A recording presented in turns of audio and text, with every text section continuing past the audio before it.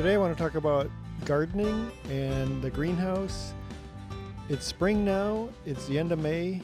This greenhouse was very effective in helping me grow during the cool spring. We had a really cool spring this year, but inside the greenhouse it was nice and warm. But I have some plants in there that have to come out. So we'll take a look inside. Inside I have some lettuce and spinach and onions. I also have some tomatoes, cucumbers, and climbing beans. So definitely the cucumbers and the tomatoes have to come out. So I'm going to be doing that today. I'll plant them over there in some of my raised beds. So it's a nice little greenhouse, and I'm glad I had it. I've had it a few years. This year I expanded it, made it slightly larger than it used to be. I didn't spend a lot of money on it. I used some of my ingenuity and scraps of stuff from the shed and whipped this thing together. I've had it a few years now. I had to replace the plastic. Last year the wind and the sun destroyed all that plastic, so I bought some new plastic, put it on. I expanded it a little bit. I bought some PVC piping and made it just a slightly wider, and now it's such a nice little greenhouse. Sometimes on a cool day after I come home from work, I'll go sit in there. I put a little chair in there and read a book, and it's nice and warm in there. And lots of fresh air because those plants in there are producing all kinds of oxygen. A few years ago, my son helped me build it. He built it out of some scraps of metal from a bunk bed and some pieces of PVC pipe. And he spent like $8 on the thing. In the beginning it was really small. It was only 5 feet by 8 feet, and some of the plastic on there was just shrink wrap, and now it's 8 feet by 9 feet, and I bought some better plastic. I didn't plant this stuff from seeds. What I did is I went to a local family-owned garden center, and I bought some nice plants from them. And when I bought them, they were in these tiny containers. So as soon as I got them home, took them out of there, put them in some bigger containers, put them in the greenhouse, and after a few weeks, they really thrived. It's hot in there, so they really like it.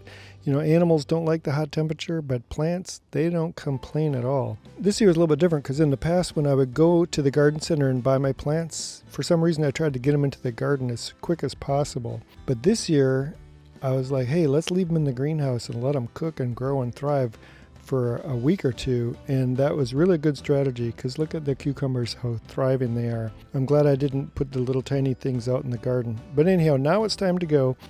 The cucumbers have got to go into the garden so that they can really start spreading out their vines. And the tomatoes, I found out a few years ago, I had tomatoes growing inside the greenhouse and they got the little yellow blossoms on them.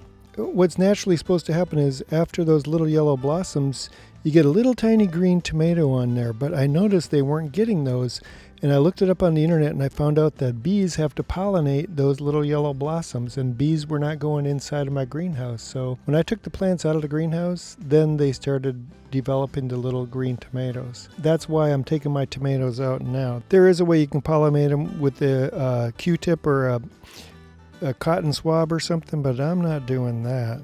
So the plants here need to go into the garden. So what you do is dig yourself a hole about the same size as the container that they're in, and then turn the container upside down, squeeze it a little bit. The plants and all those tightly bundled roots are going to start sliding out, and then put them in there and get your height about the same. You don't want it too high or too low, and then pack dirt all around it. And then I try to make a little rim around there to keep the water in. Once they're all in, then I go get my water and I water them down real good. They need it. And then tomatoes get a little special treatment. I'm going to go in with my scissors and cut off those little leaves along the bottom. They don't need those. And you might see I got a little row of carrots in there. I planted those from seed. I planted them and waited like a week, maybe a week and a half or 2 weeks, and kept looking, and there was nothing sprouting up from under the soil. And finally they started coming up. So they're little guys. I never really had very good luck with carrots. Last year I had some.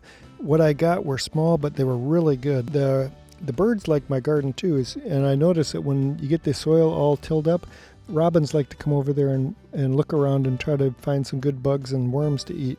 And I prepared my soil a few weeks ago. I went to a local farm that has animals that kids can come and visit. And I contacted them and I said, hey, can I get some sheep manure? And they said, yeah, you can come and get some manure. It's all mixed. It's sheep and everything all mixed together. And I'm looking forward to having a great summer here, providing myself and my family with some fresh local food that I grew right here in the backyard.